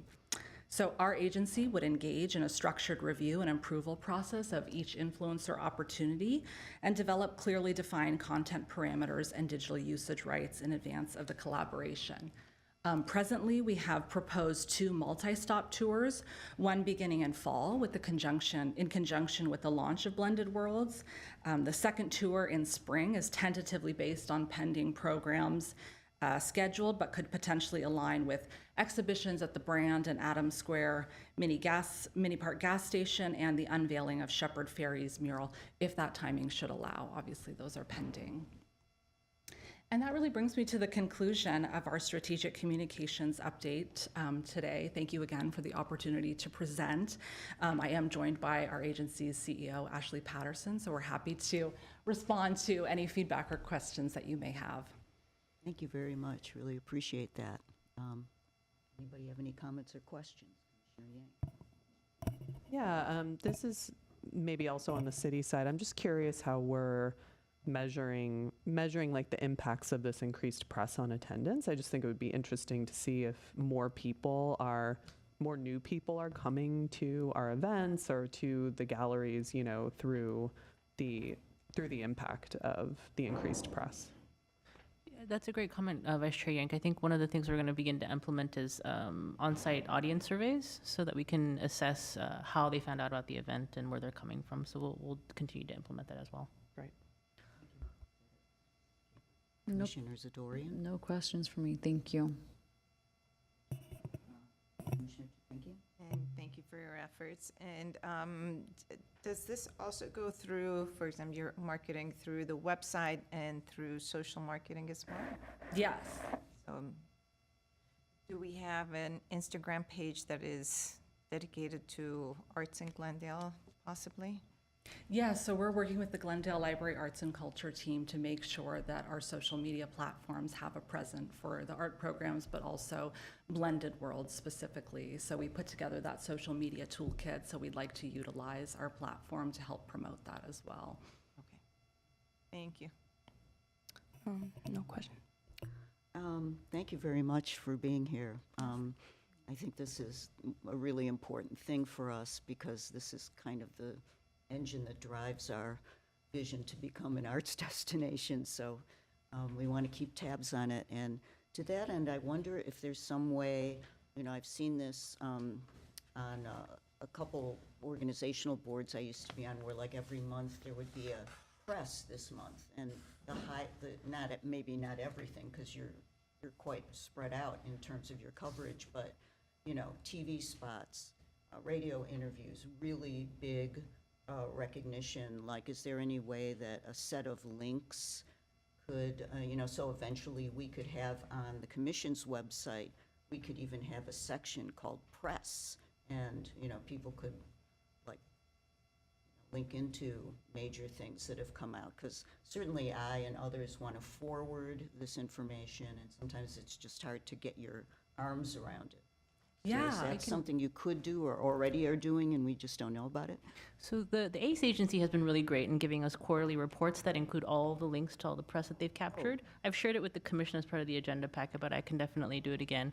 And one of the things that our staff is doing is on our website, we're creating a press page that includes the highlights, like the KCRW, the okay. big links Good to know. that are accessible so that it can be easily shareable So and there will be a distributed. press page on our website, and then you can forward ACE's reports to the commission. Okay, that's great. Okay. I've noticed, I'm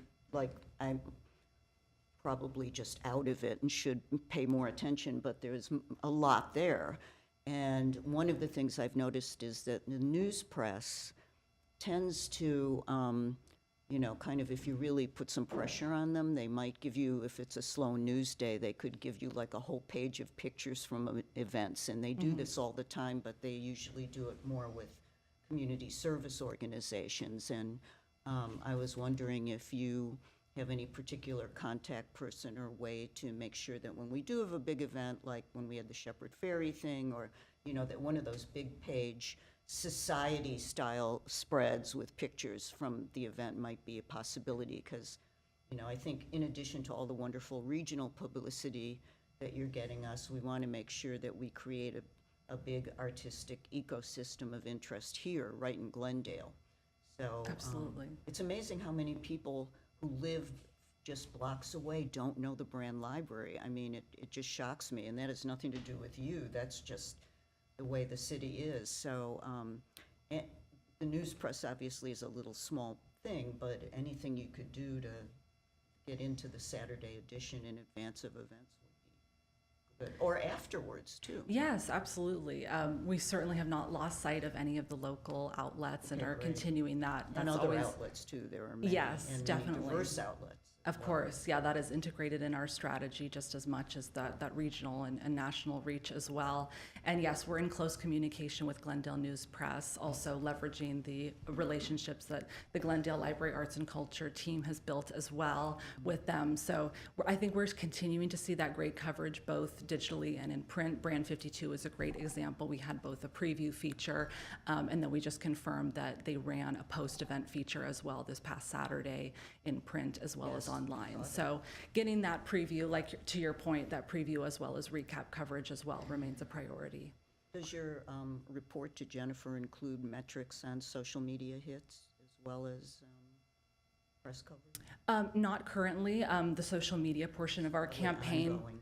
Yeah, we'll really be Dynamic. ramping up too in regards to the PST Art Initiative and with the Blended Worlds exhibition. So that's something we will be ramping up moving forward with the creation of that toolkit.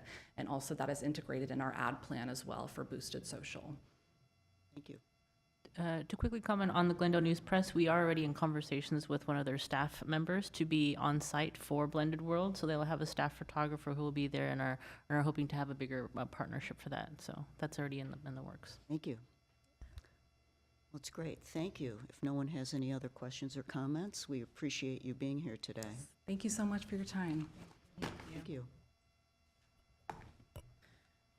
Next up, we have an update from the Public Works Department regarding the San Fernando Road Beautification Project. I'd like to invite up Principal Civil Engineer Armin Avassian, who's going to provide an update on the fencing for this particular project. Yes, hi.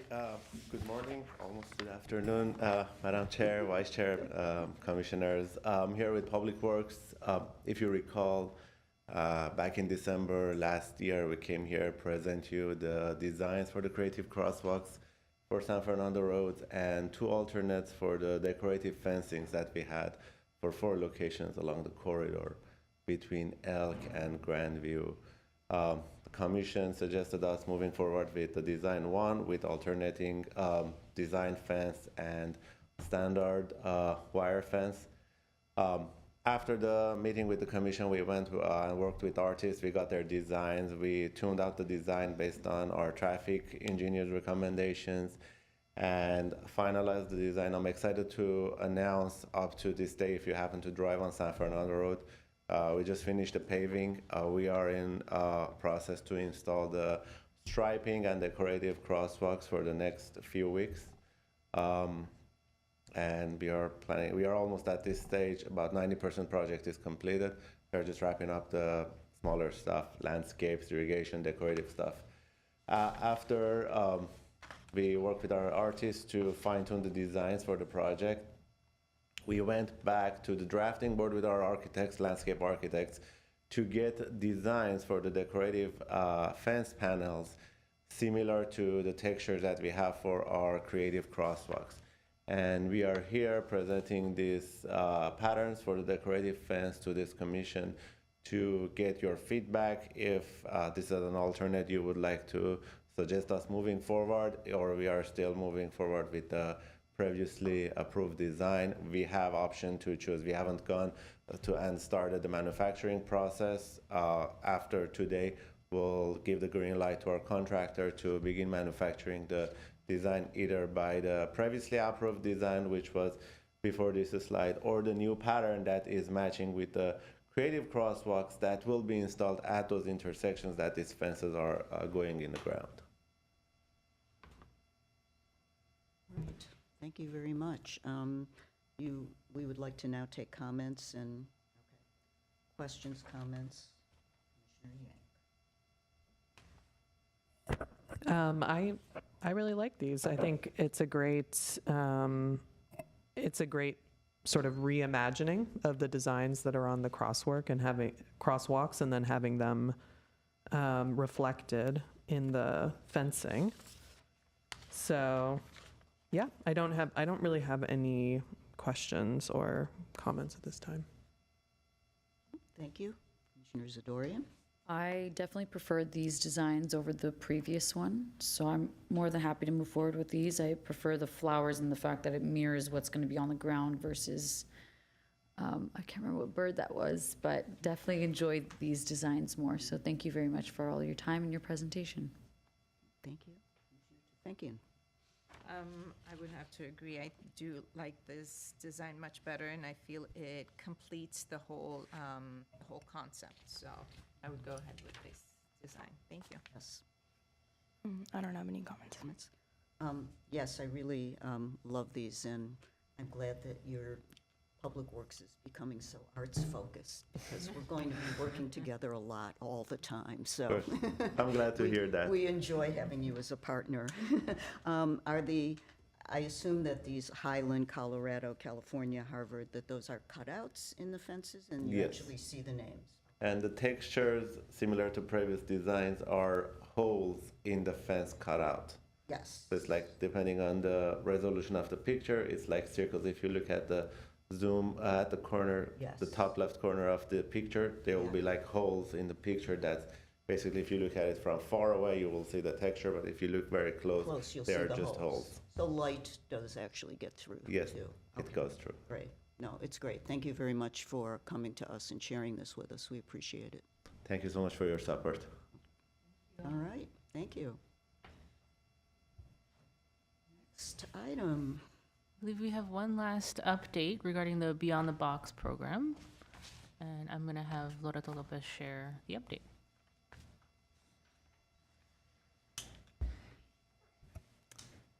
So this year's theme for Beyond the Box was Art and Science Collide in celebration of the department's participation in PST Art and Science Collide. We received over 122 submissions that we reviewed alongside with the Artist Review and Selection Committee, consisting of Vice Chair Yank and Chairperson Vidor. And together, we selected 12 applicants for this year's Beyond the Box and match-made them with the utility boxes shown at the locations here. So first we have Hero by Casey Coring Pickering, which is a reference to how Southern California pushes the frontiers of science, engineering, space, and the arts. And the design is a nod to NASA, JPL, and SpaceX, and the geometric shapes allude to artists Mondrian and Ruscha, whose work is in art museums in SoCal. On Brand Boulevard in Central Park, Paseo, we have Beyond and Between the Sky and Sea by Lisette Lopez Noctalon, which refers to our vast knowledge of the world because of science, yet there is still much to learn and understand. On Brand Boulevard in Colorado, we'll have a design by Leishan Ito, which is to raise awareness to save honeybees due to climate change and how they play an important part in our biodiversity ecosystem. On Central and Lexington, we'll have Symphony of Discovery, Bridging Art and Science by Giulio Costanzo, which is a pop art painting about science that involves blending the bold, colorful, and often repetitive style of pop art with imagery, concepts, and icons from the world of science. On Durant and Glendale, we'll have a design by Ava Beckman, which is an exploration of our world's ocean creatures. It showcases a variety of sea creatures from all around the world and encourages further exploration of the scientific wonders of the ocean. On La Crescenta and Prospect, we'll have The Books That Shape Us by Michelle Din, which is a work that celebrates literature, adventure, growth, learning, and everything else that books have to offer. It pays homage to both science and art, as well as the importance of reading.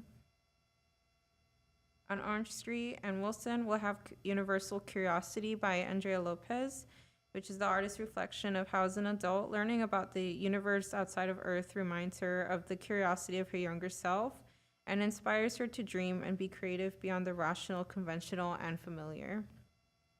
Also on Orange and Wilson, we'll have a design by Justin Camilli, which represents the importance of scientific development and how it has helped humankind learn about, appreciate, and protect the natural world that is our home. It shows our curiosity of the universe by displaying two types of scientific research, macro and micro. On 1748 North Verdugo Road, we'll have a design titled Art of Botany by Talene Janian, which features a glimpse into botanical illustrations. Botanical art draws together art and science, encompassing a range of styles from scientific illustration to realistic drawing and painting of a subject featuring nature's most beautiful creations. Also at that location, we'll have Metamorphosis Loteria by Tomboy Barbie, which is a mural illustrating the metamorphosis of the monarch butterfly through Loteria, the traditional Mexican bingo game. It blends art and science by celebrating natural transformations and cultural heritage. On 1811 Scherrer Lane, we'll have the Sign of Art and Science Colliding by Helen Jo, and the goal is to capture the expressive creativity found in signing art and science in ASL. Art and science both originate from hands, just like sign language, and the multiplication symbol signifies their creative intersection, the collision. And also on 1811 Scherrer Lane, we'll have Life Elements by Jennifer Swain, which celebrates the elements of nature, which are fourfold: wind, water, earth, and fire, in a fun and whimsical way. Yeah, and those are all the locations. Thank you very much. Want to comment? Question, comment? You guys did incredible. Thank you. Thank you. Beautiful selections. Thank you. It was fun. So moving on to agenda item 8, commission and staff comments. Comments? No, just a lot of exciting things happening right now. Thanks as always to the staff you always seem to be doing Herculean things. So really appreciate all of the work that has gone on into all of these really exciting initiatives that are moving forward. Okay. I can second that as well. Thank you for all of your work. It's amazing. And I guess we'll see you all in September since we won't be having a meeting in August. Thank you. Wow, what a full meeting. Mm-hmm. We really went through quite a few things and all very, very exciting, and all thanks to your hard work. So a great big thank you to you guys. Commissioner Alexandrian? No? Okay. Yeah, thank you. Thank you all very much. Thank you, Ace, for being here today. Thank you, Jennifer and team, for just constantly working to continue to help us envision our place in the art world. And also to Bo, and I'd like to make a comment about Adams Square, living there and, passing that particular station all the time. And I really appreciate, I think it was you and the two of you did the selection. I don't remember who did the selection process on the current gas station art projects, but they're really, so far, really beautiful because they fill the space and they are very site-specific. And we had a very engaged crowd for the last artist, Amy Oates, and we're going to have this weekend. And people were asking questions and talking to her, and it was such a fun thing to see the engagement of the community. So thank you all, and onward we go. Have a wonderful August, everybody. And we're going to now, I guess, adjourn the meeting. We need a motion to do that. Well, were there any staff comments? No? Then I move to end our meeting.